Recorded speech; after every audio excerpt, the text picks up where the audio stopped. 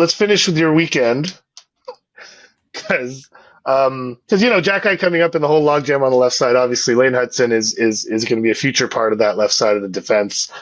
Maybe, probably, let's say. A lot of excitement over this guy. So I believe you were in Burlington on Friday evening. Yeah.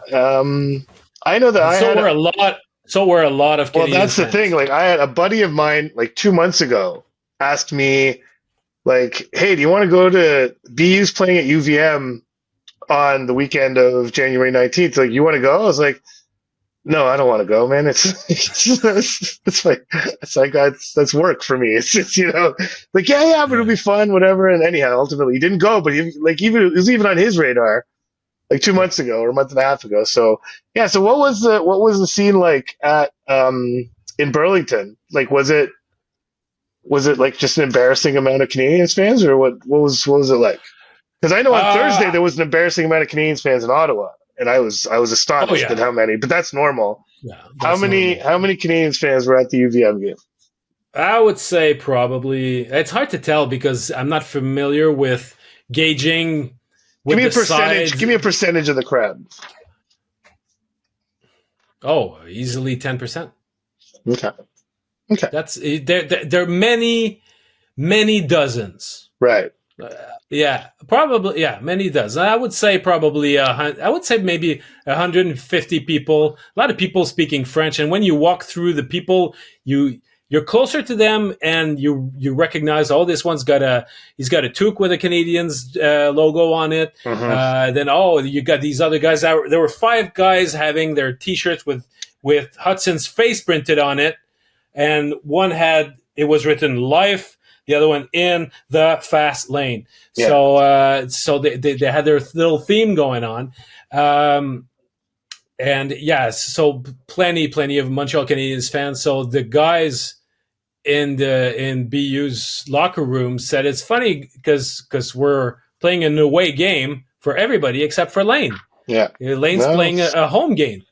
Yeah. So that's really what it looked like, and he gave a show, but more especially on the power play, and it got me thinking because it's clearly. He's a guy that can run a power play with the best of them. He's going to be really impactful in that department.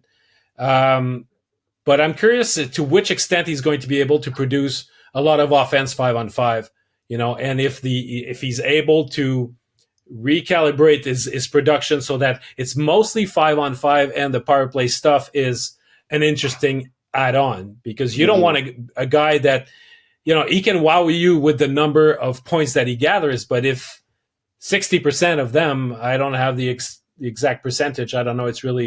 I'm making it up. But if, as an example, if you get 60% of your points that are made on the power play, then it's not the same as 60% were made 5-on-5. You have to have a guy who's able to contribute offensively 5-on-5. Well, I think.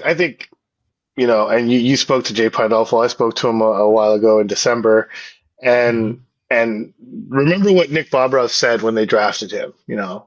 This is a big brain. We drafted a big brain. This is what he's small body, big brain, and so you look at his ability to adapt, and he's had to adapt his whole life, right? Because he's been small, and I think you wrote in your piece that he's up to 160 pounds, which to me is. I mean, he can play in the NHL at 160. It's like it won't be easy, but he can do it. He's no longer at a weight that is inconceivable that he would play in the NHL.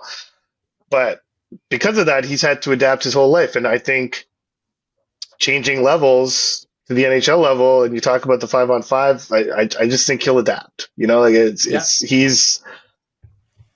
He knows what his skill sets are. He knows what his limitations are. He's always adapted based on those 2 data sets or just those 2 markers that I can do this and I know I can't do this. So how do I find a way in between to get what I need to do what I need to do, to get get done what I need to get done? And so, I believe, just the power play impact alone will be. And I'm curious, does BU use the drop pass on the power play to enter the zone? They do. So he gives up the puck. He skates it up and drops it to someone else to enter the zone. Yeah, because he he does. strikes me as a guy that you could bypass the whole drop pass thing, or he could actually receive the drop pass Oh yeah, and sure, he enter the could do zone. both. You know, like He could so. do both, but Yeah. there was one instance where he did like Mike Matheson against New Jersey, where he faked the drop pass and decided to keep it and tried to get in by himself. Well, he would be a zone entry machine, I would think, at the NHL level. I mean, No it's doubt, like it's no so doubt. that would be That's the a transition. The transition game is off the charts. yeah. That's the most exciting thing, I think, because and he uses his edges so well, and he's got all of this assortment of deeks and fakes. That's just very spectacular to watch. Mm-hmm. And I mean, we spoke to his coach, and he thinks that those skills are translatable.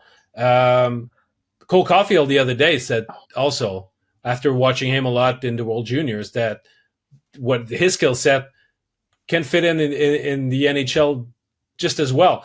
To me, the offensively, what I'll find interesting once he graduates to the NHL, well, how long will it take him? Because he'll adapt. I agree with you.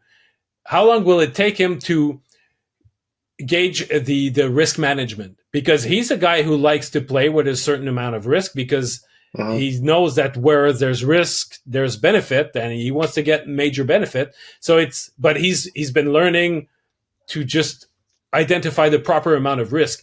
But that spectrum, that chart, is not divided the same way in the NHL than it is at the NCAA level, because there are things that he does now they won't be able to do at the NHL level, because he'll put himself at risk. So how long will it take him to adjust to that?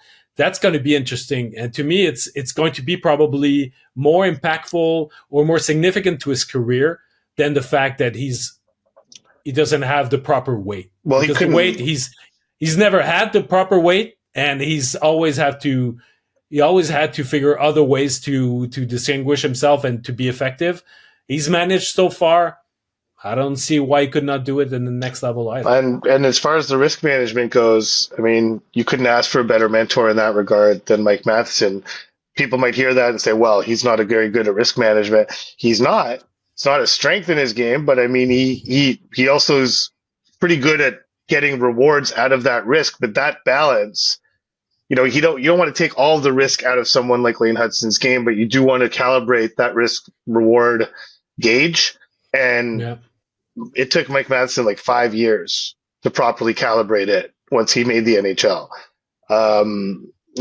Basically his entire time in Florida, he struggled with that. So, I think from time to time now you see him kind of revert back to that and take an unnecessary risk or a risk that doesn't work out. Listen, we call them unnecessary risks when they don't work.